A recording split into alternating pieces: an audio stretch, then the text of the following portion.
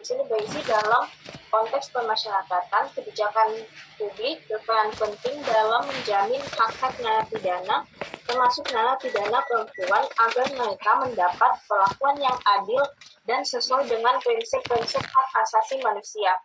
Implementasi kebijakan publik seringkali menghadapi berbagai tantangan seperti keterbatasan sumber daya, resistensi dari pihak-pihak tertentu, dan kompleksitas birokrasi. Kemudian pada bagian penelitian terdahulu saya mengambil yang pertama ada penelitian oleh Selesai tahun 2020 berjudul Kerentanan Ganda Narapidana Perempuan, Penjauhan Sosial dan Hukum, menyoroti kondisi narapidana perempuan yang mengalami diskriminasi berlapis baik secara hukum maupun sosial. Kemudian ada Nuraini tahun 2022 dalam penelitiannya yang berjudul Evaluasi Pemenuhan Hak Narapidana di Lapas Perempuan, mengevaluasi implementasi hak-hak dasar di beberapa lapas perempuan Indonesia. Next, Mbak.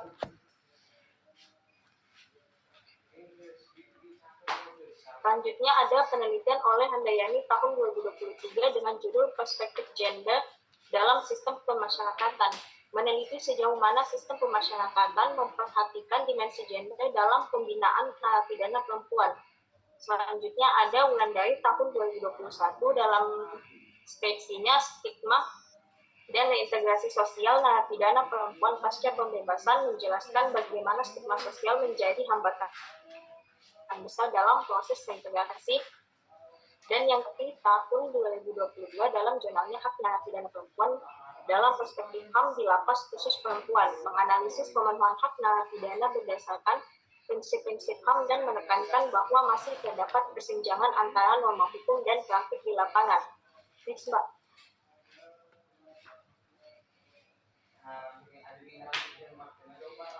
Kemudian pada bagian latar belakang ada poin kesenjangan implementasi. Dalam implementasi kebijakan di lapangan seringkali belum mencerminkan semangat yang terkandung di dalam undang-undang tersebut. Berbagai hambatan struktural dan sosial masih menghalangi pemenuhan hak narapidana perempuan secara menyeluruh. Undang-Undang Nomor 22 Tahun 2022 diharapkan dapat menjadi instrumen hukum yang kuat dalam menjamin pemenuhan hak narapidana perempuan. Namun demikian, realitas di lapangan menunjukkan adanya kesenjangan antara norma hukum dan praktik yang terjadi. Berbagai laporan menunjukkan bahwa masih banyak lapas yang belum memenuhi kebutuhan spesifik narapidana perempuan, termasuk dalam aspek pelayanan kesehatan reproduksi dan penyediaan fasilitas yang sesuai standar internasional seperti bangku terus. Next, Mbak. Kemudian ada kondisi spesifik di lapas. Kondisi ini juga terjadi di Lapas Perempuan Kelas 2A Sungguh Minasa, Kabupaten Goa. Berdasarkan data tahun 2024, jumlah narapidana perempuan tercatat sebanyak 341 orang dengan 39,11% diantaranya berusia antara 31 hingga 40 tahun dan 27,21% hanya mengenyam pendidikan hingga tingkat sekolah dasar. Rendahnya tingkat pendidikan ini secara langsung mempengaruhi kesadaran mereka terhadap hak-haknya sebagai narapidana, serta membuat mereka lebih rentan terhadap perlakuan tidak adil. Selain itu, banyak dari mereka berasal dari kelompok masyarakat ekonomi lemah dan terlibat dalam kasus yang berakar pada persoalan sosial, seperti kekerasan dalam rumah tangga dan perdagangan narkotika. Hal ini membuat urgensi perlunya perlindungan hukum dan pendekatan pemasyarakatan yang lebih adil dan berperspektif gender. Next, Mbak.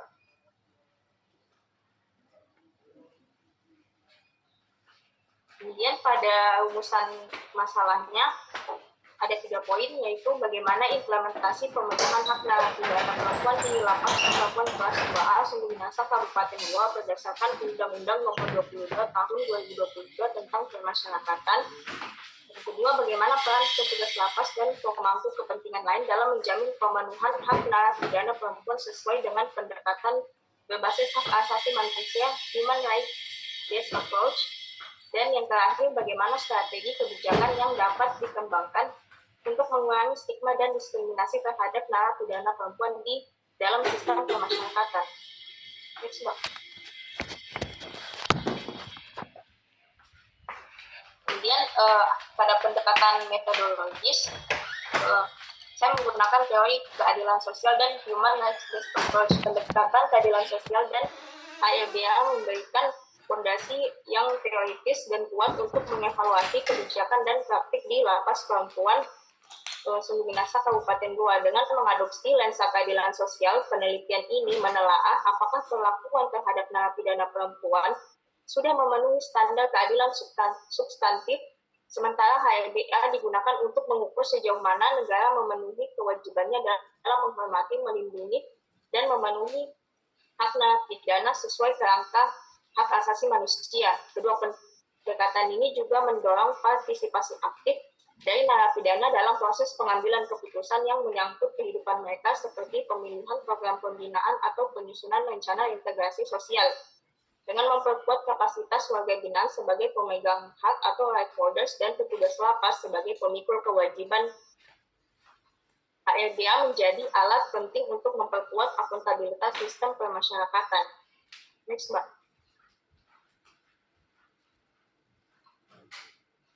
Kemudian kita beralih pada kerangka berpikir. Dalam kerangka berpikir, penelitian ini diawali dengan kesadaran bahwa narapidana perempuan merupakan kelompok yang rentan dalam sistem permasyarakatan yang seringkali menghadapi stigma, diskriminasi, serta perlakuan yang belum sensitif gender. Kemudian, sejalan dengan itu, pemerintah Indonesia telah mengesahkan Undang-Undang Nomor 22 Tahun 2022 tentang Pemasyarakatan yang menekankan pada pentingnya perlindungan hak narapidana secara adil dan manusiawi. Kerangka berpikir ini memposisikan policy capacity sebagai faktor kunci dalam menjembatani antara norma hukum dengan implementasi praktis di lapangan. Untuk menganalisis persoalan ini, penelitian ini menggunakan dua pendekatan utama, teori keadilan sosial dan human rights-based approach. Keadilan sosial menuntut sistem pemasyarakatan yang menjamin keadilan substantif, bukan hanya prosedural. Dan lapas perempuan Sungguh Minasa sebagai studi kasus akan menjadi arena untuk menguji sejauh mana kebijakan pemasyarakatan diimplementasikan secara adil. Kerangka berpikir ini menggambarkan bahwa persoalan pemenuhan hak narapidana perempuan tidak hanya berkaitan dengan aspek hukum, tetapi juga terkait erat dengan kapasitas kebijakan, norma sosial, dan paradigma penegakan hukum yang masih maskulin dan represif. Next, Mbak. Selanjutnya ada tujuan penelitian. Yang pertama, mengevaluasi implementasi pemenuhan hak narapidana perempuan di lapas perempuan kelas 2A Sungguh Minasa berdasarkan Undang-Undang Nomor 22 Tahun 2022. Yang kedua, mengidentifikasi faktor-faktor penghambat dalam pemenuhan hak narapidana perempuan. Dan yang ketiga, menganalisis peran pemerintah, petugas lapas, dan stakeholder lain dalam pemenuhan hak narapidana perempuan. Next, Mbak. Waktunya 2 menit lagi, Mbak ya. Baik, Mas. Kemudian ada harapan kontribusi secara teoritis. Penelitian ini akan memperkaya literatur mengenai hukum pemasyarakatan dan hak asasi manusia. Dan secara praktis hasilnya dapat menjadi acuan bagi pengambil kebijakan dan pengelola lapas untuk meningkatkan kualitas layanan pemasyarakatan. Sementara secara sosial, penelitian ini diharapkan dapat menumbuhkan kesadaran publik mengenai pentingnya perlindungan hak narapidana perempuan serta mendorong penghapusan stigma dan diskriminasi terhadap mereka. Next, Mbak. Dan yang terakhir yang di sini ada manfaat penelitian yang pertama secara teoritis, penelitian ini diharapkan dapat memberikan kontribusi terhadap pengembangan kajian ilmu hukum, studi pemasyarakatan dan pendekatan hak asasi manusia, khususnya yang berkaitan dengan narapidana perempuan. Yang kedua ada manfaat praktis dengan 3 poin di dalamnya, yaitu memberikan informasi dan masukan bagi Kementerian Hukum dan HAM, khususnya lapas perempuan Sungguh Minasa dalam menyusun kebijakan yang lebih responsif terhadap hak narapidana perempuan. Kemudian pada poin B menjadi referensi bagi lembaga perlindungan perempuan, LSM, dan organisasi pendamping dalam merancang program advokasi dan pemantauan hak narapidana. Dan yang terakhir, memberikan pemahaman kepada masyarakat dan aparat penegak hukum mengenai pentingnya menghapus stigma terhadap narapidana perempuan dan mengedepankan pendekatan keadilan sosial dalam pembinaan warga binaan. Baik, saya kembalikan ke moderator. Ya, terima kasih Mbak Didin. Selanjutnya ada 2 reviewer kita, yaitu Mbak Amanca dan Mas Asep. Kemudian nanti dilanjut oleh diberikan masukan oleh Prof. Vale. Untuk selanjutnya Mbak Amanca atau Mas Asep terlebih dahulu, silakan bisa memberikan masukan, kritik maupun dan saran. Mbak Amanca atau Mas Asep dulu.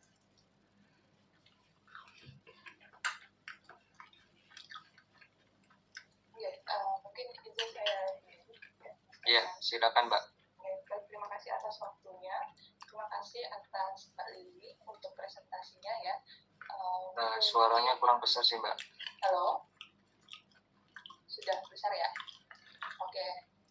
Mungkin masukan dari saya sedikit saja terkait dengan ini tadi adanya di bagian kesenjangan implementasi ya. Jadi kalau saran saya, empirical gap-nya bisa dipertajam lagi. Jadi kan tadi ada bagian di mana ada menyangkut terkait dengan kondisi di lapas itu bagaimana ya, sudah cukup baik, tapi kalau dari saya mungkin bisa ditambah sedikit lagi terkait dengan penjelasan apa saja hak-hak narapidana perempuan yang sudah diatur dalam Undang-Undang Nomor 22 Tahun 2022 ya, di mana itu regulasi yang diangkat, dan juga bisa dipertajam realita kondisi di lapangan tadi, bisa dirangkum apa saja hak-hak narapidana perempuan yang dia itu ternyata tidak sesuai dengan yang diregulasi undang-undangnya itu, supaya nanti bisa muncul ya untuk celahnya dan bisa dijadikan state of art-nya itu. Lalu terkait sedikit saja ini ya terkait judulnya. Nah tadi kan ternyata Mbak Lili fokus kepada evaluasi kebijakan dan implementasi, lalu juga menggunakan teori keadilan sosial dan human rights approach ya. Nah, jadi mungkin untuk memudahkan pembaca terkait dengan memahami penelitian Mbak Lili, nanti di judulnya bisa diganti langsung spesifik evaluasi kebijakan atau implementasi kebijakan ini gitu. Jadi kan soalnya kalau di sini masih pemahamannya masih cukup general ya terkait dengan evaluasi kritis. Nah itu mungkin ada yang bertanya-tanya itu maksudnya seperti apa. Jadi itu sih kalau dari saya. Semangat terus Mbak Lili. Ya, langsung bisa dijawab Mbak Dinding.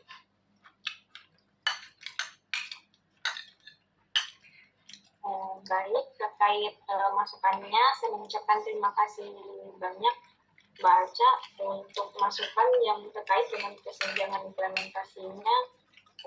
Mungkin nanti akan saya perbanyak lagi data-data untuk saya masukkan ke dalam proposal tesis saya, khususnya data yang lebih detailnya di lapangan dan juga yang tadi di highlight juga hak-hak yang secara mendetail yang terdapat di dalam undang-undang ini juga akan saya masukkan ke dalam proposal tesis saya untuk lebih baik ke depannya. Dan terima kasih juga, ini saran judulnya karena sebelumnya saya nggak kepikiran untuk pakai teorinya, nanti bisa saya perbaiki lagi di dalam tesis saya. Terima kasih Mbak Uca. Ya, terima kasih Mbak Didin atas jawabannya. Selanjutnya Mas Asep mungkin ada masukan, kritik maupun saran kepada Mbak Didin. Dipersilakan Mas Asep. Oke, terima kasih Mas Tasan. Suara saya sudah terdengar?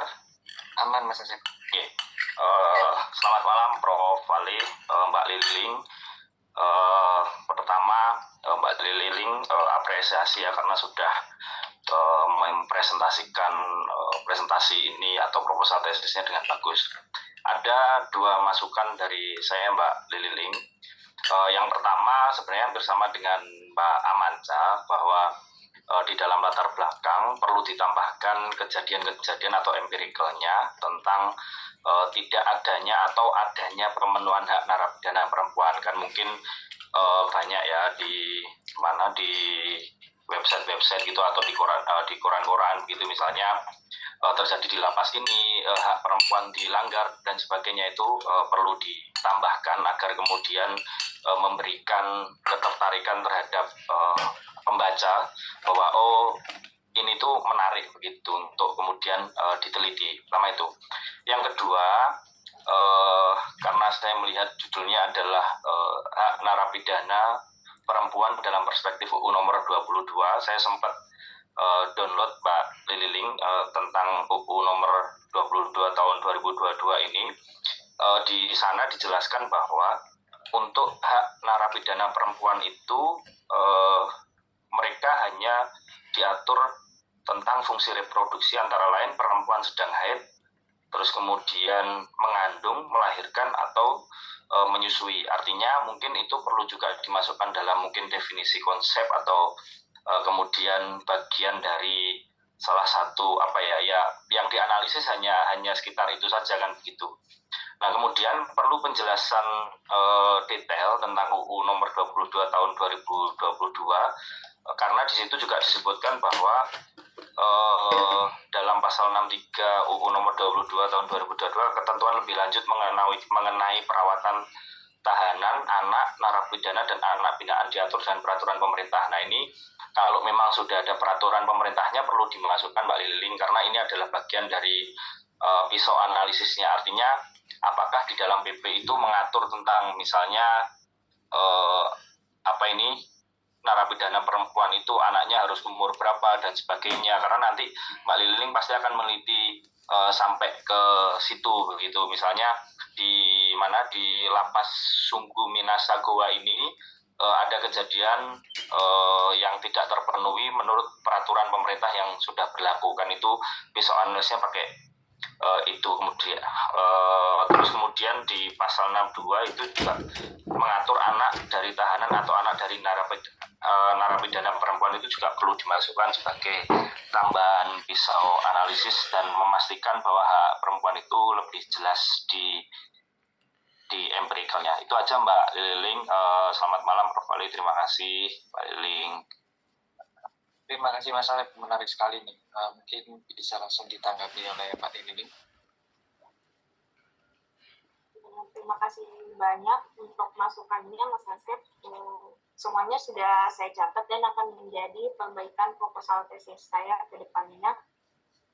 Dan saya juga mengerti bahwa di latar belakang saya memang masih dalam bentuk general saja dan memang saya belum memasukkan apa saja yang menjadi highlight saya di dalam undang-undang nomor 22 tahun 2022 tadi. Terima kasih masukannya Mas Asep. Ya. Mungkin itu saja Mas Kesat. Terima kasih Mbak Lililing atas tanggapannya. Selanjutnya saya berikan kepada Prof. Ali untuk mungkin ada masukan maupun tambahan. Dipersilakan Prof. Iya, terima kasih Hasan Amrullah ya, Muhammad Hasan Amrullah ya. Topik dari Mbak Lili ini bagus betul. Appreciate saya. Ya, mungkin judulnya Mbak Lili ya. Mbak Lili. Judulnya bisa ditayangkan kembali Mbak Lili.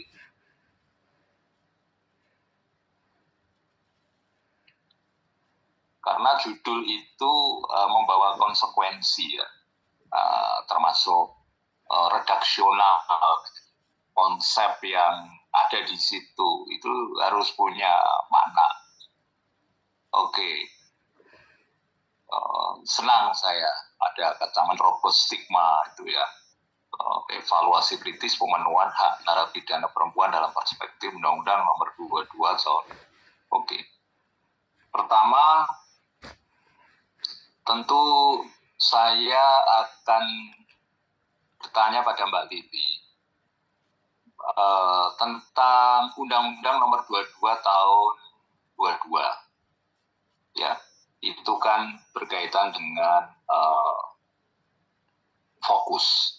Jadi ada dua hal nanti, lokus dan fokus. Lokus itu tempat, fokus itu pusat perhatian. Nah, dalam hal ini kan Mbak Lili mau evaluasi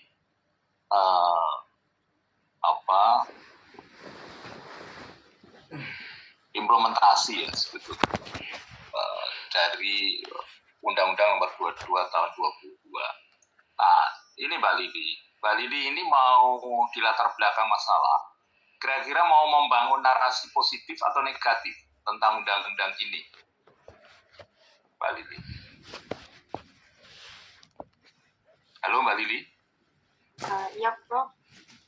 Anda mau membangun narasi positif atau negatif di latar belakang masalah? Karena masalah itu bisa positif, bisa negatif. Walaupun pengalaman pribadi saya, 80% mahasiswa itu mengartikan masalah itu das solon das sein. Jadi gap antara apa yang seharusnya dan apa yang senyatanya itu lebih diartikan sesuatu yang negatif. Walaupun masalah itu sebetulnya bisa positif. Misalnya, Kota Surabaya 10 kali menerima Adipura. Nah, itu apa nggak patut diteliti? Itu diteliti. Tetapi positif. Mengapa sampai berhasil sampai 10 kali? Ini kan di luar kenormalan. Itu ada apa gerangan? Rahasianya apa? Itu juga bisa untuk diteliti. Nah, maksud saya, Mbak Lili ini dengan judul ini mau membangun narasi positif atau negatif?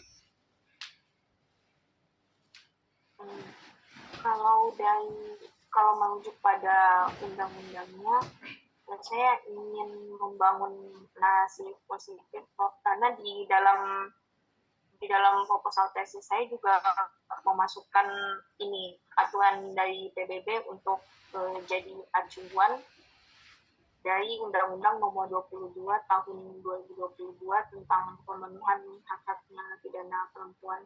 Seperti itu, Prof. Ya, saya tidak bisa mengatakan negatif atau positif ya. Tapi kalau saya melihat coba di latar belakang masalah tadi, Mbak Lili, PPT berikutnya. Nah, ini saya melihatkan masih sangat normatif ya. Kalau saya sih sebetulnya latar belakang masalah itu harus lebih banyak dibangun negatif atau positif. Itu tergantung pada perolehan empirical gap. Kalau memang di bawah itu, jadi kita sebetulnya tidak bisa menentukan harus narasi positif atau negatif. Kalau faktanya misalnya, undang-undang ini ternyata hak pemenuhan perempuan, ya ini banyak dilanggar, banyak tidak terpenuhi, maka ya tentu otomatis narasi negatif yang muncul. Nah, kalau saya lihat di sini misalnya, Mbak Lili, saya ingin tahu mana narasi positifnya yang disertai dengan data. Artinya Undang-Undang 22 tahun 2022 itu sudah mampu memenuhi haknya teman-teman perempuan. Itu adakah data? Jadi kita nggak bisa mempunyai pendapat pribadi di sini. Kita hanya bisa mencomot dari pendapatnya pakar. Satu, di dalam Tempo, Kompas, pakar itu berarti kan bukan apa-apa dibuat sukar. Pakar itu di bidangnya. Atau pejabat yang punya otoritas tentang undang-undang ini. Atau hasil penelitian. Jadi kita tidak bisa main asumsi. Nah, ini maksud saya kalau saya meneruskan tadi Mbak Lili, itu kalau melihat ini, itu mana yang bernuansa narasi positif? Di bagian mana?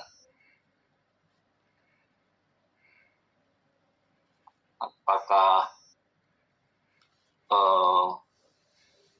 Undang-Undang Nomor 22 tahun 2022 itu setelah dievaluasi oleh PBB misalnya, Badan Dunia, Indonesia bagus, misalnya paling gampang dapat award, misalnya.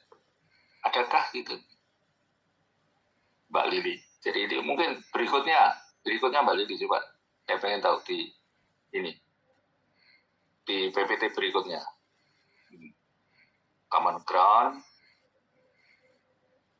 Oke, ya masih normatif ya. Uraiannya kan normatif ya, belum menukik ke ini apa sebetulnya masalahnya. Terus berikutnya.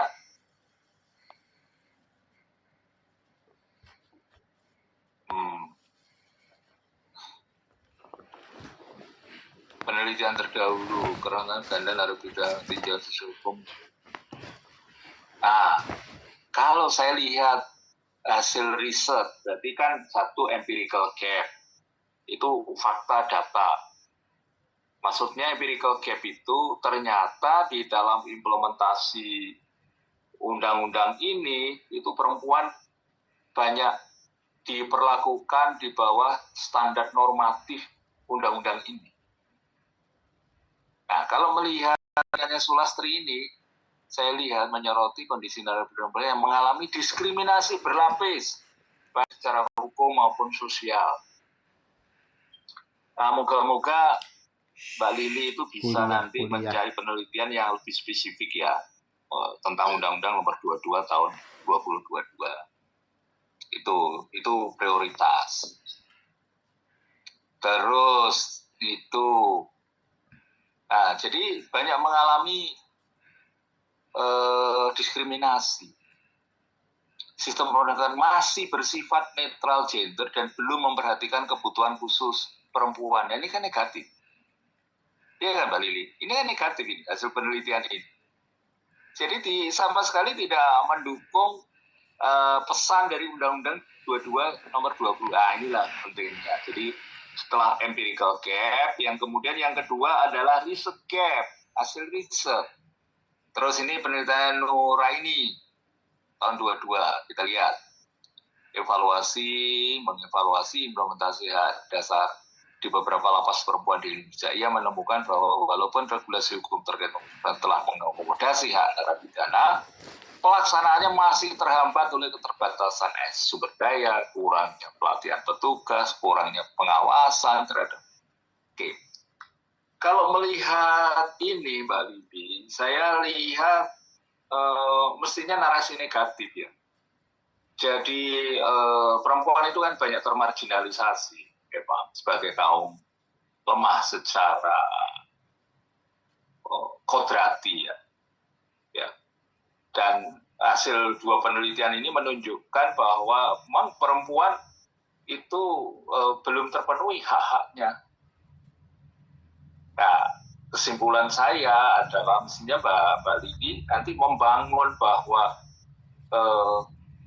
Undang-Undang Nomor 22 Tahun 2022 ini untuk perempuan belum ideal, masih banyak masalah. Nah, itu tolong di latar belakang masalah dipertajam bahwa masalah perempuan itu belum menikmati hak normatifnya. Nah, tadi ada usul dari Amanca ya kalau nggak salah ya. Pertama, buatlah tabel gitu ya, hasil kreatif. Jadi penelitian itu memang harus kreatif. Buat tabel yang ada di dalam Undang-Undang Nomor 22 Tahun 2022. Itu yang normatif itu pasal berapa tentang apa? Nah, itu normatifnya sebelah kiri, satu tabel gitu ya. Terus sebelah kanan empiriknya, kenyataannya seperti apa. Nanti akan kelihatan pasal mana yang akan sangat sering dilanggar atau sulit sekali perempuan itu mendapatkan hak secara penuh. Nah, berdasarkan empirical gap, ada berita tentang kasus itu di sebuah daerah, tulis saja Kompas atau Tempo tanggal sekian. Oke, gitu Mbak Lili ya. Jadi tolong Anda lebih menunjukkan masalahnya ada di mana sih gitu.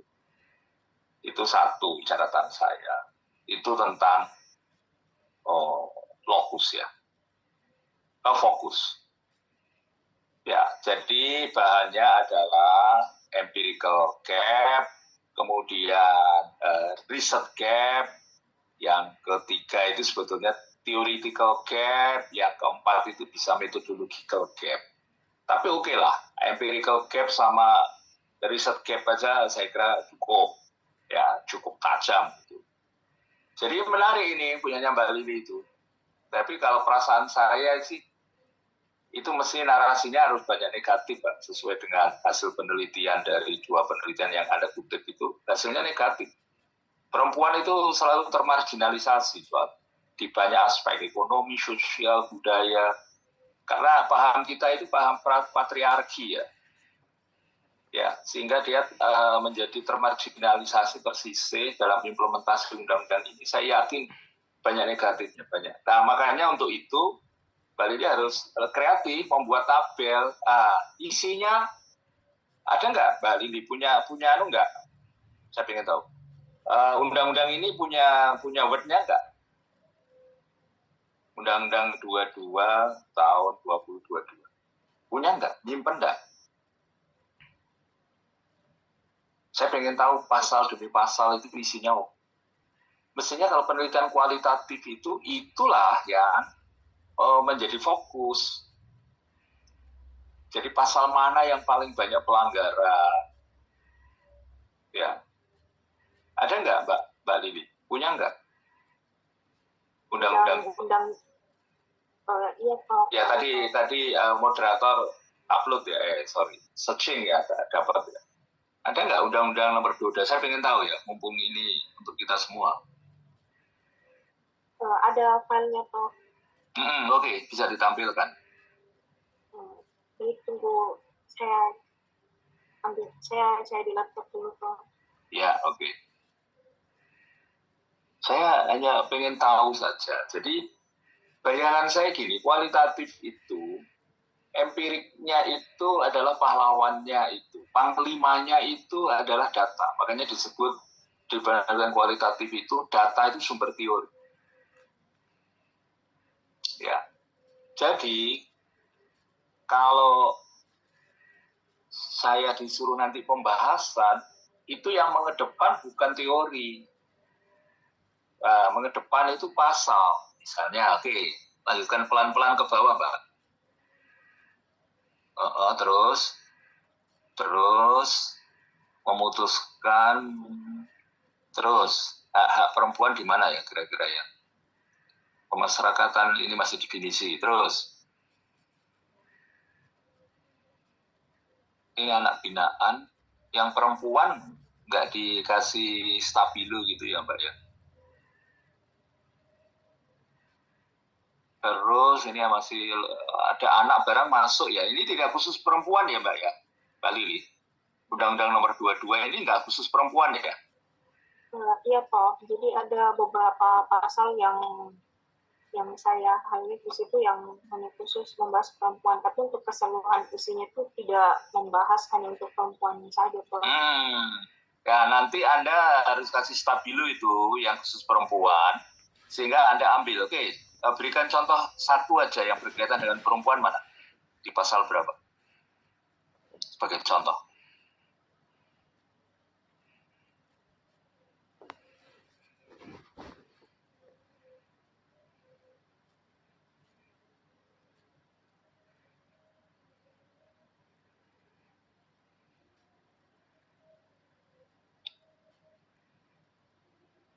Jadi Anda harus menguasai isi Undang-Undang nomor 22 tahun 2022, terutama yang berkaitan dengan perempuan, harus apal di luar kepala lah ya istilahnya gitu kan. Terutama aspek substansinya. Mana Mbak? Coba kita lihat ini halaman 4 berikutnya Mbak. Ke pasal 62. Coba nggak apa-apa, sebagai contoh aja. Nanti saya berkomentar. Langsung ke 62. Oke.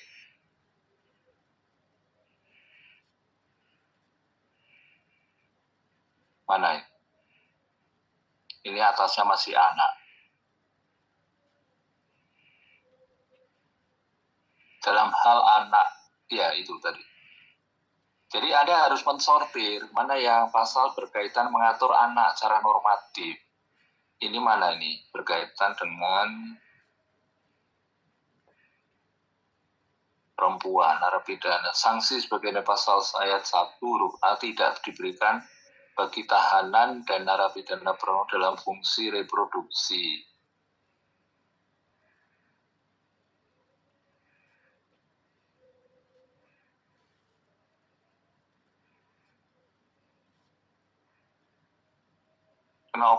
Kenapa ini? Huruf C ini.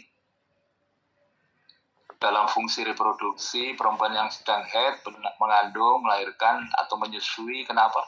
Di dalam pasal ini, kenapa? Diberi keringanan kah? Atau di apa, Mbak Lili?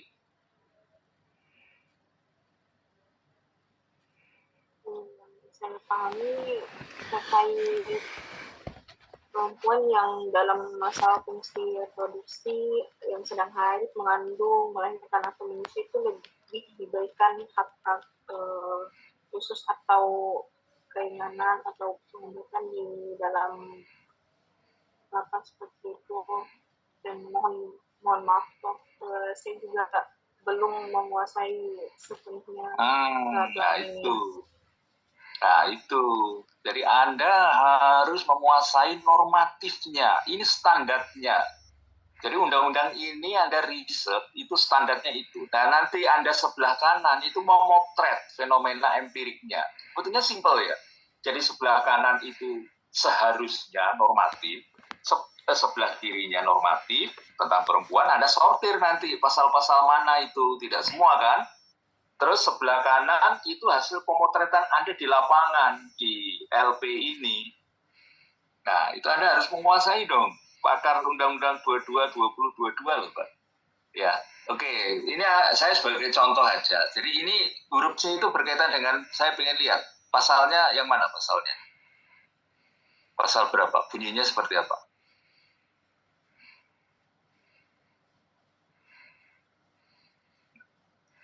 Ini, yang dimaksud dengan pemenuhan kebutuhan dasar adalah pemenuhan air bersih, air minum, makanan bergizi dan layak, peralatan kebersihan badan, lingkungan, pakaian, peralatan khusus wanita dan bayi, serta perlengkapan tidur.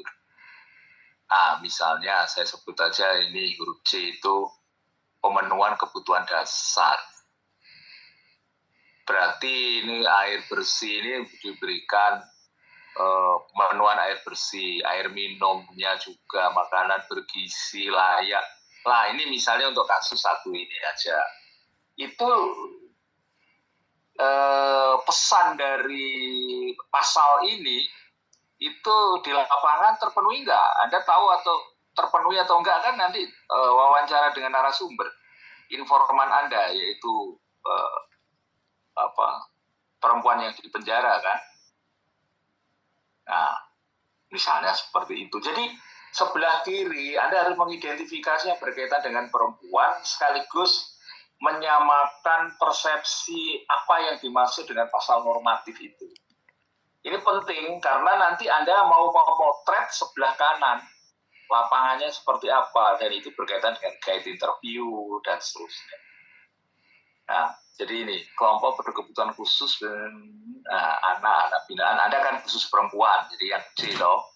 Nah itu terpenuhi enggak tadi yang definisinya di C? Itu loh maksud saya.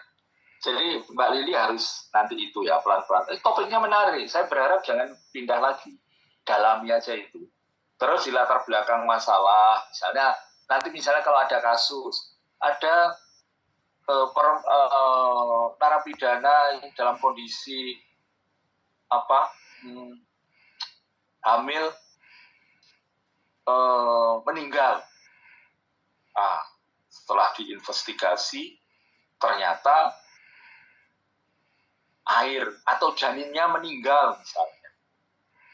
Ternyata airnya tidak bersih. Kasus kayak gini jelas kan tidak sesuai dengan pasal 61. Kasus. Anda masukkan di latar belakang masalah. Oke ya. Kurang lebih seperti itu untuk teman-teman yang lain juga. Jadi, tolong latar belakang masalah itu berisi fakta dan data. Data itu bisa data kualitatif, pernyataan, hasil wawancara pakar, hasil wawancara kepala orang yang punya otoritas di bidang itu. ya berita di Tempo, di Kompas boleh. Tapi kemudian akan lebih bagus nanti ada kasus-kasus semacam itu, pelanggaran-pelanggaran atas hak perempuan untuk mendapatkan sesuatu yang lebih baik di penjara. Itu kasusnya berapa kali? Itu baru data sekunder. Mestinya makin menurun, tapi kok makin naik. Nah, itu di latar belakang masalah, teman-teman sekalian ya. Itu penting itu. Kalau saya lihat ureanya Mbak Lili, tidak apa-apa, ini kan masih sangat awam ya, sangat awal ya.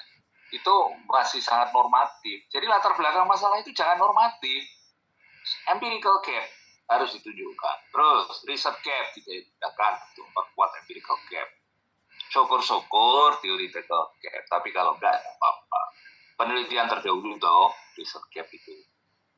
Ya, oleh sebab itu saya berharap nanti ada Fox Viewer menggunakan ya, sudah S2 ada Fox Viewer apa itu. Ada lah, bukan nanti Bu Erna nanti akan mengusahakan. Bu Erna sudah paham juga, bimbingannya banyak melakukan Fox Viewer. Tapi sebetulnya untuk konsumsi semua teman-teman harus tahu itu gimana caranya. Di ruang departemen ada dosen muda ya, spesialis Fox Viewer. Mungkin nanti bisa memberikan advice. Oke, untuk LBM. Jadi LBM itu masalahnya harus clear, tajam, didukung oleh fakta dan data. Oke, catatan saya itu. Jadi punyanya Mbak Lili ini masih sangat normatif. Terus itu fokus ya. Lokusnya kembali lagi ke judul Mbak. Judul Mbak Lili. Mengapa di Lapas Tunggu Minasa Gua? Kok enggak di tempat lain? Di Goa itu ada berapa lapas Mbak Lili?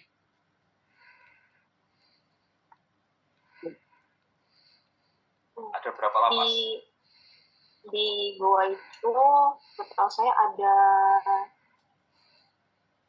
dua lapas. Jadi ada lapas khusus perempuan dan ada lapas yang bukan khusus untuk perempuan. Nah, yang ini khusus perempuan. Iya Prof. Ya, pastikan loh ya. Jadi alasannya mengapa Anda di Lapas Sunggu Minasa Gua? Mestinya, di situ lapas perempuan, masuk akal. Nah, sebetulnya kalau saya nguji masih saya tanya lagi. Memangnya di lapas perempuan yang paling banyak perempuannya itu, apakah berarti juga banyak kasus-kasus perlakuan yang tidak normatif tadi, melanggar pasal itu juga banyak terjadi di situ. Kalau dia paling banyak, maka Anda layak di situ. Jadi harus hati-hati ya, lokus dan fokus. Jadi setiap pusat perhatian tadi, lokus tentang masalah perempuan, itu harus bertanggungjawabkan. Termasuk mengapa Anda ngambil tempat ini. Saya dulu punya bimbingan, saya studi di Surabaya, terus mengambil pelayanan puskesmas. Dia ngambil puskesmas X. Saya tanya, mengapa di X tidak di Y? Nggak ada alasan, nggak punya alasan. Ya, mestinya harus ada alasan kalau tulisan akademik itu. Nah, misalnya saya ke puskesmas X ini karena SKM-nya, survei kepuasan masyarakatnya paling rendah. Nah, berarti dia narasi negatif loh, dibanding dengan yang lain. 3 dari bawah atau 2 dari bawah, syukur-syukur 1 dari bawah, paling jelek. Nah, selalu ada itu. Jadi tempat pun dipertanyakan, mengapa tidak di situ, kok di sini? Nah, itu harus ada penjelasan. Itu catatan saya. Kemudian yang berikutnya adalah evaluasi kritis. Itu adalah perspektif, apakah itu sebagai sebuah teori, ada teori mengevaluasi, ya. Jadi evaluasi kritis itu apa maksudnya? Apakah evaluasi itu kan bisa formulasi, evaluasi itu bisa diimplementasi, evaluasi itu bisa di-output, evaluasi itu bisa di-impact. Mana yang kira-kira mau Anda ambil? Oke, itu ya catatan saya. Nah, juga harus hati-hati di manfaat teoritis dan manfaat praktis ya. Manfaat teoritis kan berkaitan dengan state of the art. Nanti hasil dari risetmu itu akan mengisi sebuah ruang yang gray area yang masih kosong dari penelitian terdahulu berdasarkan Fox Viewer itu. Anda akan mengisi, memberikan jawaban atas wilayah yang kosong itu. Sehingga jangan sampai terjadi, dan itu terjadi loh ya, hanya beda lokasi, judulnya persis. Wassalam. Wah ini kan lokasinya beda Pak, masih ngeyel juga. Tapi state of the art-nya nggak ada, sudah diteliti orang lain, tempatnya kan beda Pak. Iya, tempatnya, kan teorinya bodoh, judulnya lo persis. Nah itu jangan sampai terjadi. Anda mengambil sebuah positioning yang orang penelitian-penelitian terdahulu belum mengambil. Ini kalau dipetakan di Fox Viewer nanti kelihatan itu. Anda ngambil positioning yang gray area, masih area abu-abu, area kosong, masih sunyi senyap. Nah gitu kan. Oke. Nah, terus setelah Anda setuju tentang evaluasi kritis itu, sebetulnya menurut saya Anda pakai pisau analisis yang mana itu sangat tergantung pada permasalahan yang Anda temukan di empiriknya. Saya khawatir selalu mengingatkan pada mahasiswa jangan sampai Anda menggunakan meriam sebagai pisau analisis untuk masalah yang nyamuk. Nggak cocok. Ya, itu. Oke, Mbak Lili, semangat ya. Terus semangat.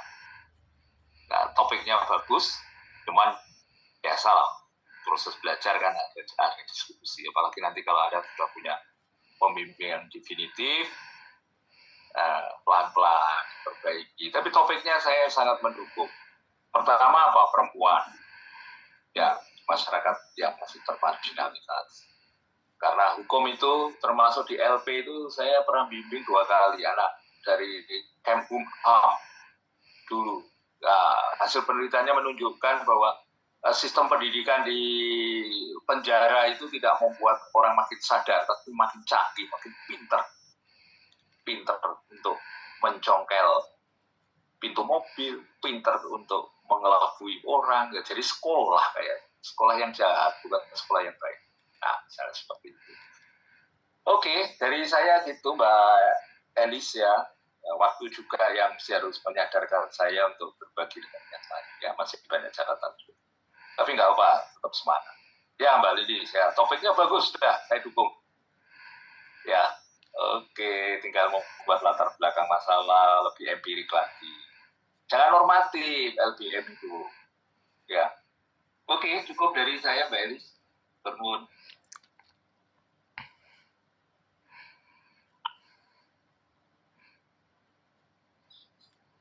Masih mute? Terima kasih Prof. Mungkin ditutup dulu Mas Kasan. Ya, terima kasih atas saran dan masukan dari Prof. Ali kepada Mbak Lilin. Selanjutnya saya serahkan kembali kepada Mbak Elis. Baik, terima kasih Mas Kasan dan juga Mbak Lili yang sudah presentasi. Selanjutnya presentasi dari saya sendiri yang akan dipandu oleh Mbak Febri. Monggo Mbak Febri silakan. Mohon izin, Assalamualaikum warahmatullahi wabarakatuh. Mohon izin Prof, mohon izin rekan-rekan. Pada kesempatan kali ini, saya Febriana Armiastuti sebagai moderator akan membersamai Mbak Elis untuk mempresentasikan proposal tesis dari Mbak Elis Mardianti. Untuk mempersingkat waktu, 10 menit dari sekarang kami persilakan Mbak Elis. Mohon izin.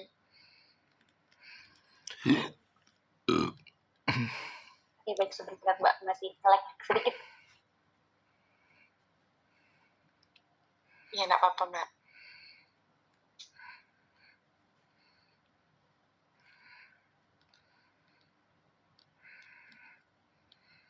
Oke, baik, sudah muncul Mbak Febri? Di kami sudah Mbak, sudah. Baik, baik. Assalamualaikum warahmatullahi wabarakatuh. Terima kasih Mbak Febri atas kesempatannya. Selamat malam Prof. Fali. Selamat malam teman-teman sekalian. Di sini saya akan mempresentasikan proposal tesis saya dengan judul Kolaborasi Governance Capacity dan Community Capacity dalam Kebijakan Ketahanan Pangan Perkotaan, Studi Program Urban Farming di Kota Surabaya. Pertama dimulai terkait dengan latar belakang bahwa kondisi ketahanan pangan atau isu ketahanan pangan saat ini menjadi isu global yang kemudian semakin mendesak di tengah tekanan populasi dunia yang kemudian terus meningkat, krisis iklim dan juga hadirnya ketimpangan ekonomi. Nah, dalam studi JA tahun 2018 mencapai ketahanan pangan global dengan memberantas kelaparan dan kekurangan gizi secara lebih luas merupakan salah satu masalah paling pelik yang dihadapi oleh umat manusia. Kondisi terkini, masalah kelaparan global ini semakin diperparah oleh tingginya harga pangan yang membuat akses terhadap makanan bergizi menjadi terbatas, terutama bagi kelompok masyarakat dengan penghasilan yang minimal. Data dari FAO menunjukkan bahwa sekitar 70% penduduk dunia yang kekurangan gizi berada di negara-negara berpendapatan menengah yang sebagian besar tinggal di kawasan Asia. Bagaimana kondisi di Indonesia sendiri, di mana Indonesia merupakan salah satu negara yang memiliki pendapatan menengah di kawasan Asia. Indonesia sendiri menunjukkan dinamika yang cukup fluktuatif pada skor dalam indeks ketahanan pangan yang dimiliki dari tahun 2012 hingga tahun 2022. Pada tahun 2022, skor indeks ketahanan pangan tercatat sebesar 60,2 dari total 100. Namun, terkait dengan kelaparan, Indonesia memperoleh skor sebesar 16,9 dan kemudian menempati peringkat ke-77 dari 125 negara yang kemudian dikategorikan dalam tingkat kelaparan moderat. Nah, tingkat kelaparan di Indonesia ini masih tertinggal dibandingkan beberapa negara tetangga seperti Malaysia, Vietnam, Thailand, dan juga bahkan Filipina. Nah, dalam konteks desentralisasi yang sudah diterapkan lama di Indonesia, urusan ketahanan pangan ini kemudian bukan hanya menjadi urusan pemerintah pusat, melainkan juga telah menjadi urusan wajib bagi daerah, sebagaimana dalam peraturan pemerintah nomor 38 tahun 2007. Kondisi di Indonesia sendiri, salah satu provinsi di Indonesia yang kemudian memiliki indeks ketahanan pangan atau IKP sangat tahan berdasarkan data dari Badan Pangan Nasional adalah Jawa Timur. Pada tahun 2022, Jawa Timur ini memiliki skor IKP sebesar 79,85 dengan kontribusi dominan pada produksi berbagai komoditas strategis. Namun dengan melihat tren populasi global, yakni dengan menyongsong tahun 2050, proyeksi PBB sendiri ini menunjukkan bahwa populasi global ini akan mencapai 9,7 miliar jiwa dengan konsekuensi meningkatnya permintaan pangan hingga 60% secara global dan 77% di negara berkembang. Nah, kondisi ini berimplikasi pada keadaan di mana perluasan produksi pangan itu tidak dapat dilakukan secara linear atau eksploitatif mengingat semakin terbatasnya lahan dan air sehingga resiko degradasi lingkungan akibat intensifikasi pertanian. Nah, solusi kemudian tidak lagi bertumpu pada perluasan lahan, melainkan pada bagaimana peningkatan produktivitas melalui inovasi teknologi dan juga perubahan pola perilaku. Nah, urban farming sendiri atau pertanian perkotaan ini menjadi salah satu alternatif strategis yang kemudian menjanjikan dalam menjawab tantangan tersebut, terutama di wilayah perkotaan yang memiliki keterbatasan ruang. Nah, Kota Surabaya merupakan salah satu kota yang secara intensif mengembangkan program urban farming. Berdasarkan pada Peraturan Wali Kota Surabaya Nomor 4 Tahun 2023 tentang Rencana Aksi Daerah Pangan dan Gizi Kota Surabaya, Kota Surabaya sendiri terus mendorong penguatan ketahanan pangan melalui program pengembangan urban farming dan juga disertifikasi pangan. Nah, pada awal implementasinya, program ini telah menjangkau sekitar 37.199 kepala keluarga di 31 kecamatan dan 163 kelurahan wilayah Surabaya. Nah, penyaluran bantuan urban farming ini dilakukan melalui proses verifikasi yang ketat oleh Dinas Pertanian guna memastikan ketepatan sasaran. Nah, hal ini kemudian menunjukkan bahwa pemerintah Kota Surabaya ini memiliki kapabilitas perencanaan yang baik dalam program urban farming ini. Keseriusan pemerintah Kota Surabaya dalam memperluas cakupan urban farming sebagai bagian dari strategi ketahanan pangan ini mendapatkan penghargaan dari pemerintah Provinsi Jawa Timur. Pada tahun 2022, Surabaya ini mendapatkan penghargaan sebagai Kota Peduli Ketahanan Pangan atas komitmen dalam memanfaatkan lahan non-produktif. Nah, keberhasilan urban farming ini juga ditujukan oleh adanya kapasitas komunitas yang kuat seperti yang diperlihatkan oleh kelompok tani Kosagria Lestari di RW 4 Kelurahan Mendokan Adi. Terkait dengan latar belakang yang telah diuraikan sebelumnya, maka rumusan masalah dalam penelitian ini adalah bagaimana kemudian kolaborasi, governance capacity, dan community capacity dalam kebijakan ketahanan pangan perkotaan, tepatnya pada program urban farming di Kota Surabaya. Nah, kemudian guna melihat sejauh mana penelitian terdahulu terkait dengan governance capacity dan community capacity dalam kebijakan ketahanan pangan perkotaan, khususnya pada program urban farming, peneliti melakukan tujuan pustaka dan mengumpulkan 27 penelitian terdahulu, di mana hasilnya menunjukkan bahwa untuk saat ini belum ada penelitian yang membahas terkait dengan bagaimana kapasitas tata kelola pemerintah dan kapasitas komunitas dalam program urban farming. Terkait dengan kerangka teori, penelitian ini menggunakan kerangka teori governance capacity dari Evelyn Tam tahun 2019, di mana governance capacity ini merujuk pada kemampuan organisasi dan institusi dalam mengelola urusan publik dan menciptakan kolaborasi yang dalam masyarakat. Dalam governance capacity ini ada 4 dimensi yang kemudian akan dibedah, mulai dari mobilization capacity, decision making capacity, implementation capacity, dan juga local capacity. Selain itu, penelitian ini juga mengacu pada salah satu kerangka teori dari Chaspin tahun 1999 terkait dengan community capacity, di mana community capacity sendiri merupakan cara-cara suatu kelompok masyarakat untuk kemudian turut serta dalam meningkatkan atau mempertahankan kesejahteraan masyarakat dan komponen-komponennya seperti individu, kelompok informal, organisasi, dan juga interaksi sosial maupun lingkungan fisik.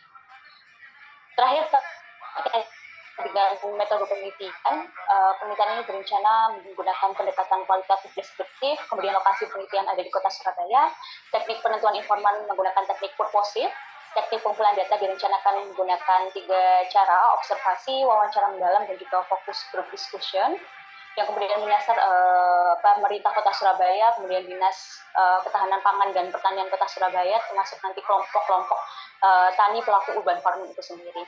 Kemudian teknik uji keabsahan data menggunakan triangulasi sumber dan juga teknik analisis data menggunakan 3 model atau 3 alur, yakni kondensasi data, kemudian penyajian data, dan juga penarikan kesimpulan.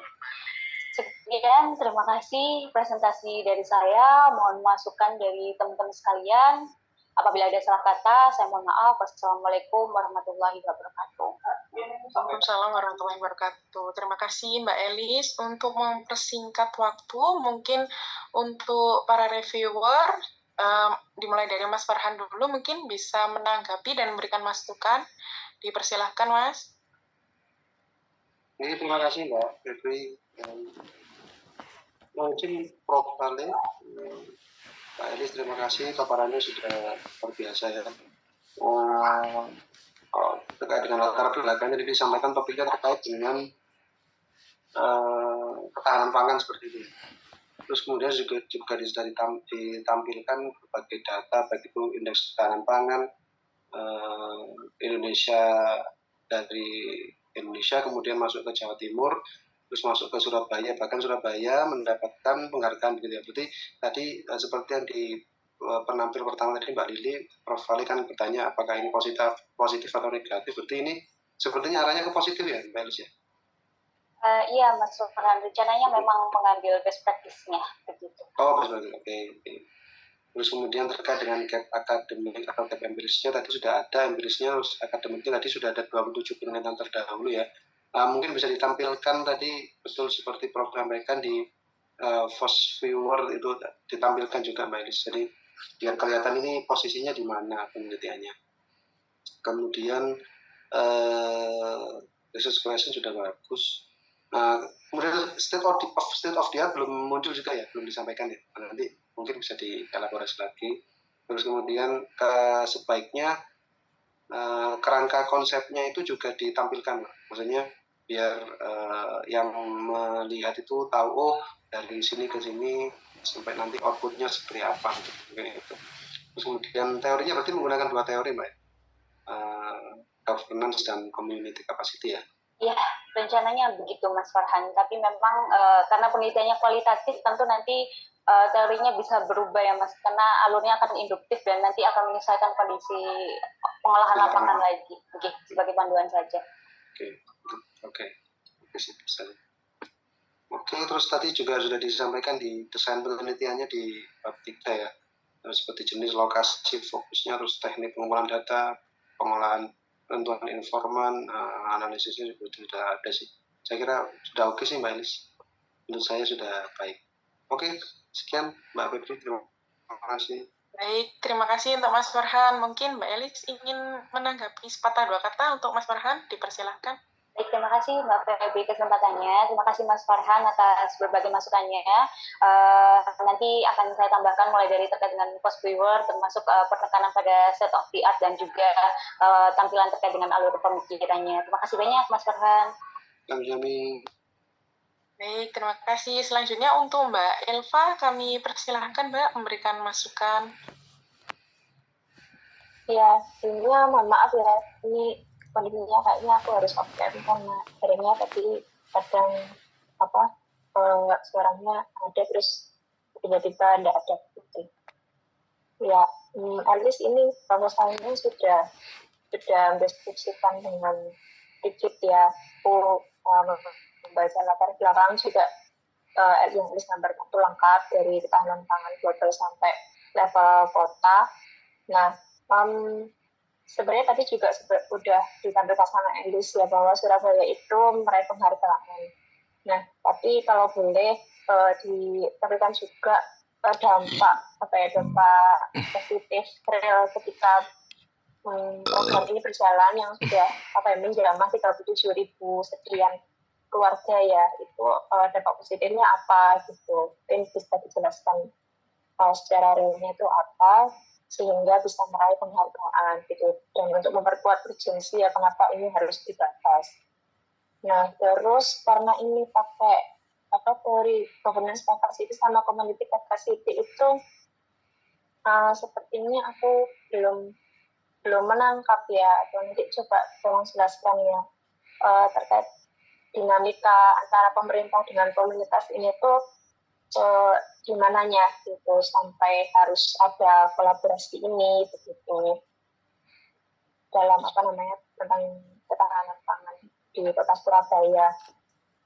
Ya, kurang lebihnya itu sih Elis. Kalau yang lain-lain terkait metode dan konsepnya sudah bagus gitu.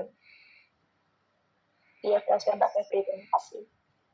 Terima kasih Mbak Elva. Mungkin sepatah dua kata Mbak Elis ingin menanggapi, dipersilakan Mbak Elis. Baik, terima kasih Mbak Febri, terima kasih Mbak Elva, masukan yang sangat konstruktif Mbak Elva, termasuk nanti menampilkan terkait dengan dampak positif ya, bagaimana program urban farming ini saya angkat kemudian untuk menjadi best practice-nya. Mungkin memang masih luput dan butuh penyempurnaan terkait dengan data-data manfaat positif atau penambahan agar data empirisnya lebih rigid lagi. Kemudian terkait dengan bagaimana dinamikanya, ini juga memang perlu penambahannya. Mengapa kemudian saya menggunakan kolaborasi governance capacity dan community capacity? Karena dalam case program urban farming di kota Surabaya sendiri, governance capacity sendiri kan merujuk pada bagaimana kapasitas dari pemerintah kota Surabaya dalam penyelenggaraan program urban farming sendiri. Nah, dalam proses implementasinya sejauh ini, program urban farming ini sudah berjalan dengan baik, termasuk dari awal perencanaannya yang kemudian merujuk pada adanya kapabilitas perencanaan dari pemerintah kota Surabaya, di mana kapabilitas perencanaan itu juga merujuk pada teori governance capacity yang dikemukakan oleh TAN. Nah, tapi dalam implementasinya ini memang tidak saya cantumkan di PPT, tapi di proposal ada, memang agak luput. Jadi di permasalahannya itu ada memang program urban farming ini masih mengalami beberapa kendala, termasuk program ini semakin redup, termasuk menurunnya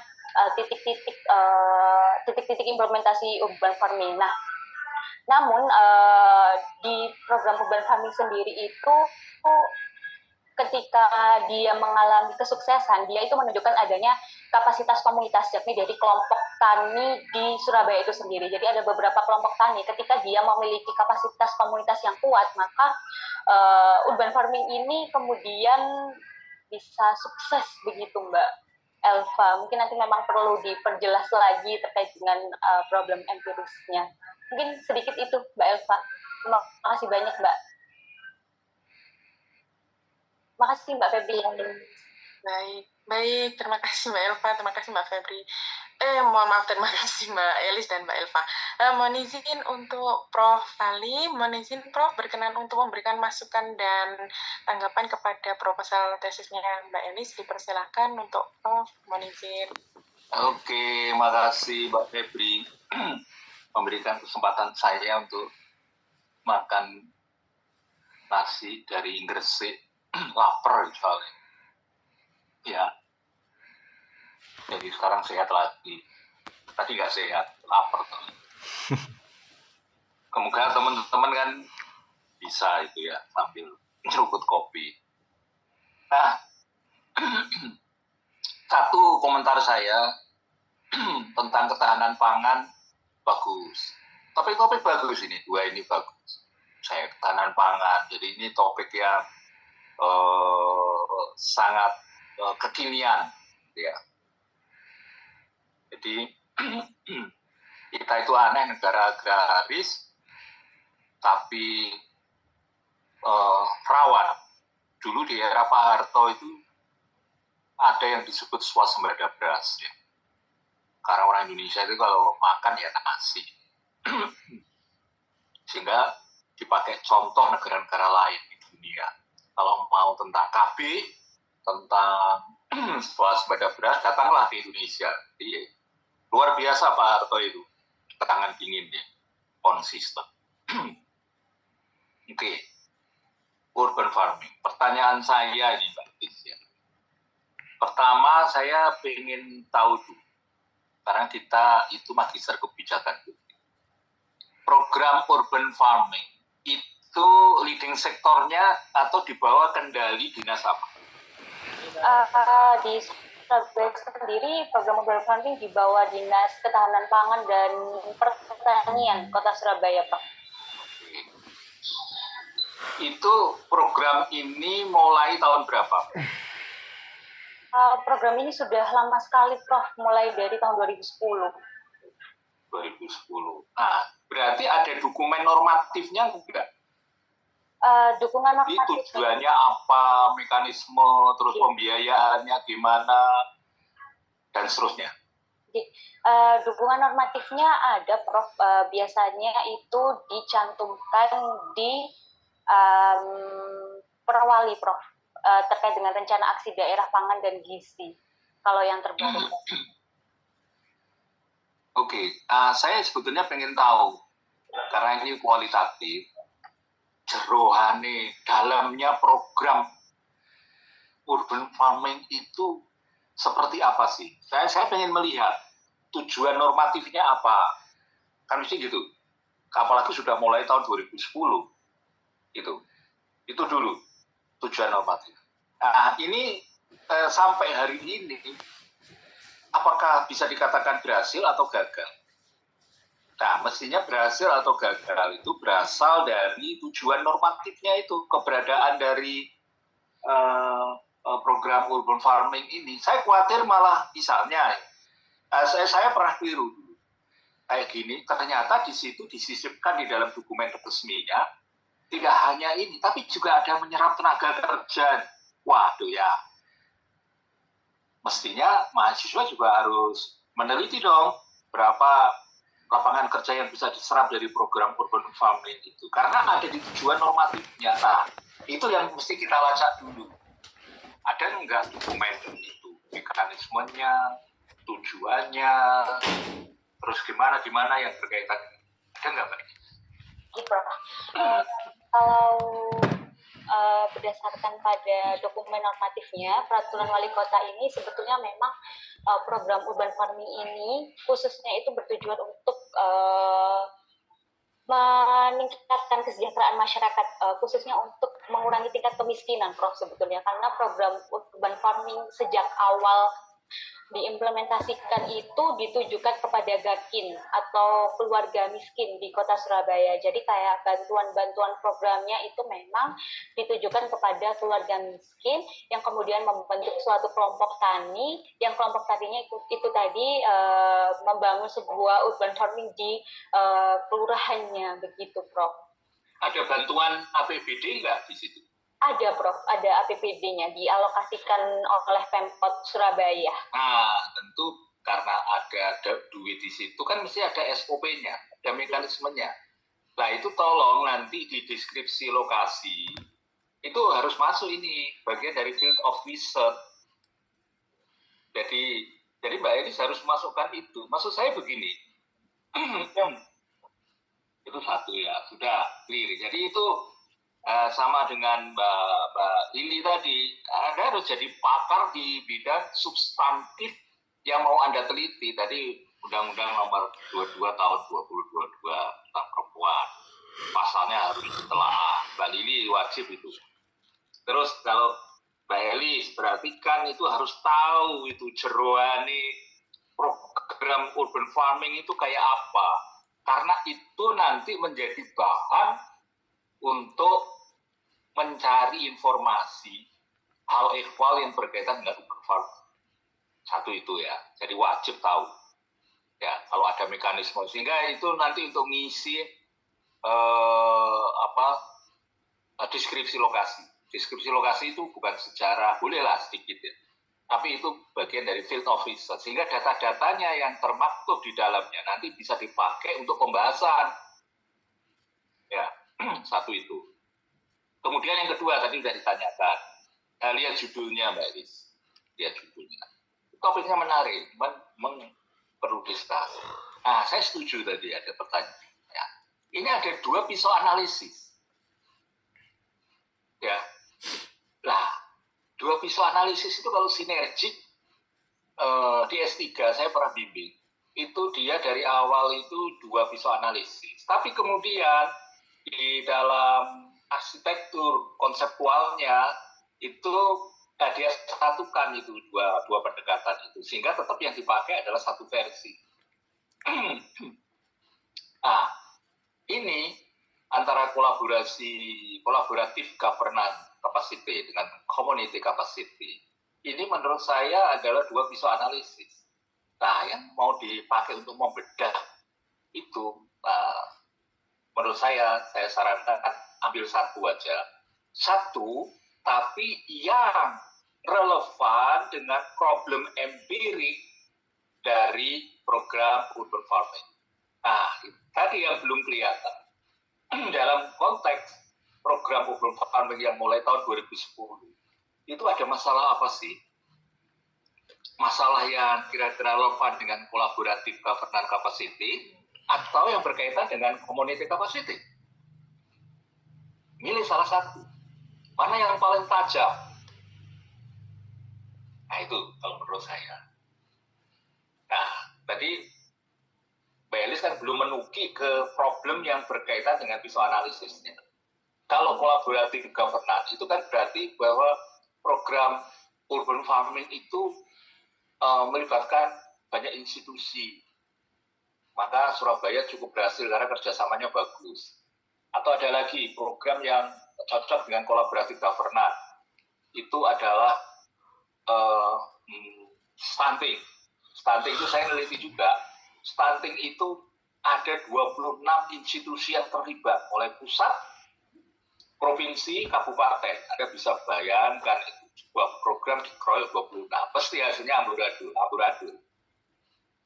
Karena kita itu ekosektoralnya masuk Pak. Jadi di lapangan itu tumpang tindih, duit itu dicek-cek. Ya, boros banget. Karena terlalu banyak. Ya, leading sektornya siapa? Makanya saya selalu ada pertanyaan itu, leading sektornya siapa? Kalau memang dinas itu, ya mulailah dari situ sebagai kantor pusatnya. Beli, jangan kemana-mana dulu. Ada di situ, anggarannya ada di situ, personelnya berasal dari situ. Jadi fokus di situ. Nah, makanya itu tadi berkaitan dengan pisau analisis. Saya setuju dengan penanya sebelumnya tadi. Kok ada dua, tentukan satu.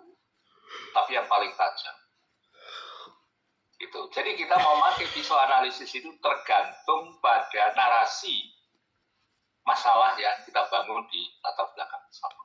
Nah, saya tanya ke Mbak Elis, itu untuk urban farming ini termasuk berhasil ya mulai tahun 2010? Begini Prof, sebetulnya memang saya cukup ragu Prof untuk menggunakan pisau analisis ini, dan mungkin Ya. butuh bimbingan gitu, Prof. Oke. Memang untuk program urban farming ini sejauh ini memang sudah cukup berhasil, Prof, di Kota Surabaya, karena pengembangannya urban farming ini juga cukup masif dan intensif oleh pemerintah Kota Surabaya, termasuk pengintegrasian dengan program pemerintah yang lain begitu.